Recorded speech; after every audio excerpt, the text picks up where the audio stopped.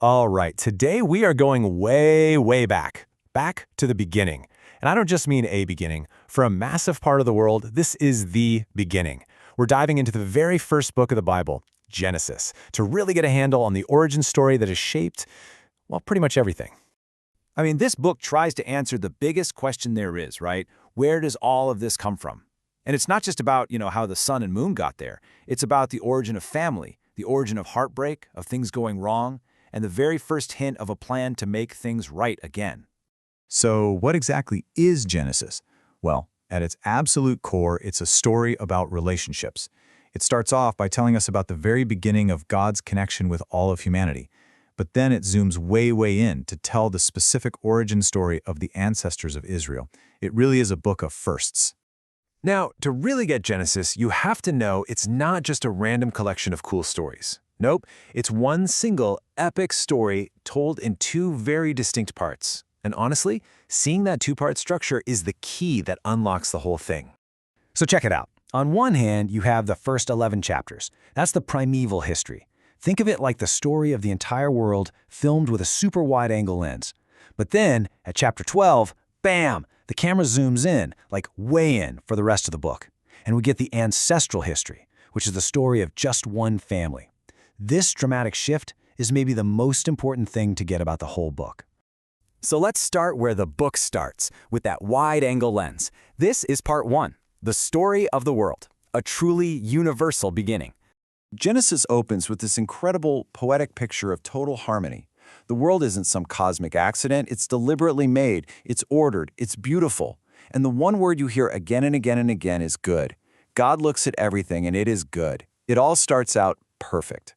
And right away, that sets up the central tension of the entire story. Because if it all started out so good, so perfect, so full of purpose, what on earth went wrong? How did we get from that perfect beginning to the world of struggle and chaos that unfolds? Well, this first section gives us the answer in 4 major events that trace this kind of downward spiral. First, you have that good creation. Then you have the fall, where humans decide to do things their own way. And that decision introduces sin and suffering into that good world. Things get so bad that it leads to the flood, which is basically a giant reset button on a world just consumed by violence. And even after that, you get the story of the Tower of Babel, where humanity's pride gets the best of them, and it results in them being divided and scattered all over the earth. So the whole point of this entire first part is to set up the fundamental problem that the rest of the Bible is going to try and solve. And that problem is this. The perfect relationship between God and people is broken. There's distance, there's separation, there's conflict. And that core problem, that separation, is what sets the stage for a really dramatic pivot in the story. With humanity scattered and broken, the narrative introduces a whole new plan. So let's look at part 2, the story of one family and a much more focused promise. So what's the solution? Well, instead of dealing with all of scattered humanity at once, God zooms in on one single man, a guy named Abraham. And he makes this foundational promise with him, what's called the Abrahamic covenant. God promises to make his descendants into a great nation and give them a land. But, and this is the key, the ultimate goal is to use this one family to bring blessing back to all the scattered nations of the world. This promise basically becomes the main plot that drives the rest of the book of Genesis. You can trace it right down the family line. It starts with Abraham, who receives the promise. He passes it to his son Isaac. Isaac passes it to his son Jacob, who later gets renamed Israel and becomes the father of the 12 tribes. And finally, the wild story of Jacob's favorite son Joseph is what leads the entire family to leave their home and move to Egypt.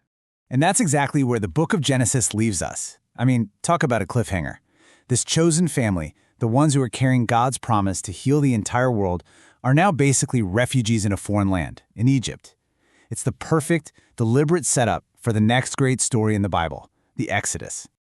Okay, so we've traced the plot from the creation of the whole world all the way down to this one family in Egypt. But why does this ancient book still have so much power? Why does it endure? Let's zoom out for a second and look at the big ideas. Genesis just lays these huge foundational themes on the table. You've got God's original design for creation and his desire for a real relationship with people. You also see the serious consequences of humanity's choices, but also this seed of a promise for redemption. And running through it all is this incredible theme of God's faithfulness, even when people fail over and over again. And finally, This radical idea of choosing one group of people to be the source of blessing for everyone else. You know, if you had to boil down the entire book of Genesis into just one sentence, this would probably be it. It's a story about promises that God makes, promises that humans break, and yet somehow, against all odds, a God who faithfully keeps pursuing his plan. That cycle, promise, failure, faithfulness, that's the heartbeat of this book. And that kind of brings us to the end. Just think about it. The book opens with all humanity together in a perfect garden. It closes with one specific family, all alone in a foreign country, just clinging to a promise. So the great question that Genesis leaves hanging in the air is pretty simple. If this whole book is the story of a promise, what happens next?